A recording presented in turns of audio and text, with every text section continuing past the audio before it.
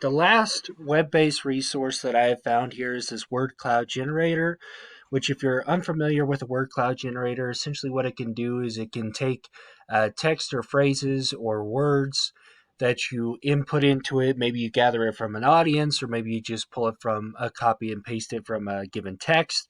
And usually what it's going to do is it takes the words that have the most frequency, and those are the words that are going to be given the most precedence when they make this word cloud, okay? So maybe how you can use that in terms of a teacher. Maybe you're trying to get feedback at the end of the day and you're trying to figure out which questions are the most prevalent, or what is the big idea that everyone got out of the lesson. Or maybe you as an English teacher just in general want to create word clouds for your class. This is just one resource you can use to do that. Now, I don't have students around, but I'm going to actually just kind of pull from a text to show you. I actually have a textbook. I'm going to just copy some text here. And then we're going to paste that in here. So then it generates a cloud, which looks kind of like this. And so you can see like process researchers, action researchers, they have been used quite a bit. Like it shows action researchers was used 2 times, plan of action once, and it kind of shows you the frequency and the relevance. Like process was used 4 times. Where's researchers at? Well, I must have skipped it, but researchers obviously, oh, there it is, 4 times as well. So it was used quite a bit as well.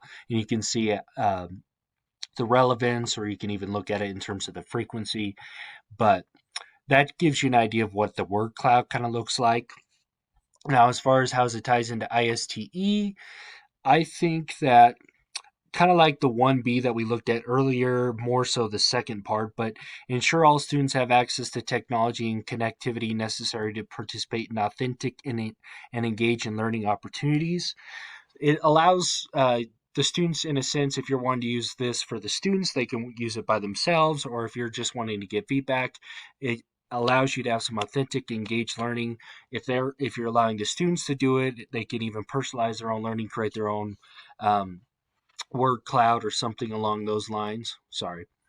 And then lastly here, the last guy I was looking at is 5C, use technology to regularly engage in reflective practices that support personal and professional growth.